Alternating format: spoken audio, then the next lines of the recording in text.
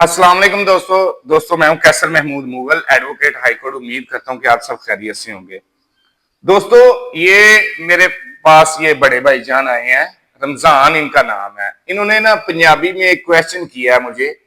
इन्होंने कहा कि पुत्र कोई वीर भरावा कोई कानून ऐसा है वे कि ਅਸੀਂ ਵਕੀਲ ਤੋਂ ਬਗੈਰ ਜਿਹੜਾ ਨਾ ਅਦਾਲਤ 'ਚ ਪੇਸ਼ ਹੋਈਏ ਜਾਂ ਜੱਜ ਉਹ ਇਹ ਕਹਿਣਾ ਚਾਹ ਰਹੇ ਨੇ ਕਿ ਕੋਈ ਇਸ ਤਰ੍ਹਾਂ ਦਾ ਮਾਮਲਾ ਸਾਨੂੰ ਕਾਨੂੰਨ ਦੱਸ ਦੇ ਕਿ ਅਸੀਂ ਜੱਜ ਸਾਹਿਬ ਨੂੰ ਆਪਣੀ ਗੱਲ ਆਪ ਦੱਸ ਲਈਏ ਕਿ ਵਕੀਲ ਤੋਂ ਬਗੈਰ ਅਸੀਂ ਪੇਸ਼ ਹੋ ਸਕਨੇ ਆ ਕਿ ਨਹੀਂ ਹੋ ਸਕਦੇਗੇ। ਤੇ ਮੈਂ ਉਹਨਾਂ ਨੂੰ ਕਿਹਾ ਕਿ ਭਾਈਜਾਨ ਤੁਸੀਂ ਟੈਨਸ਼ਨ ਨਾ ਲਵੋ, ਕਾਨੂੰਨ ਤੁਹਾਨੂੰ ਇਖਤਿਆਰ ਦਿੰਦਾ ਹੈ, ਤੁਹਾਡੇ ਕੋਲ ਕਾਨੂੰਨੀ ਇਖਤਿਆਰ ਹੈ ਕਿ ਅਗਰ ਤੁਸੀਂ ਆਪਣੀ ਗੱਲ ਬਗੈਰ ਵਕੀਲ ਤੋਂ ਜੱਜ ਸਾਹਿਬ ਨੂੰ ਦੱਸਣਾ ਚਾਹੁੰਦੇ ਹੋ ਨਾ ਤੇ ਤੁਸੀਂ ਦੱਸ ਸਕਦੇ ਹੋ। ਤੇ ਤੁਹਾਨੂੰ ਇਹਦੇ ਵਾਸਤੇ ਥੋੜਾ ਬਹੁਤਾ ਇਲਮ ਹੋਣਾ ਜ਼ਰੂਰੀ ਹੈ ਕਿ ਤੁਸੀਂ ਆਪਣੇ ਕੇਸ ਨੂੰ ਜੱਜ ਸਾਹਿਬ ਅੱਗੇ ਜਦੋਂ ਬਿਆਨ ਕਰਨਾ ਹੈ ਨਾ, ਤੁਹਾਨੂੰ ਕੋ ਥੋੜਾ ਨਾ ਇਲਮ ਹੋਣਾ ਚਾਹੀਦਾ ਹੈ। ਲਾਅ ਦੇ ਬਾਰੇ 'ਚ ਕੋਈ ਇੱਕ ਦੋ ਪੁਆਇੰਟ ਦਾ ਇਲਮ ਹੋਣਾ ਚਾਹੀਦਾ, ਖਾਸ ਕਰਕੇ ਜਿਹੜੀ ਤੁਸੀਂ ਗੱਲ ਕਰਨੀ ਹੈ।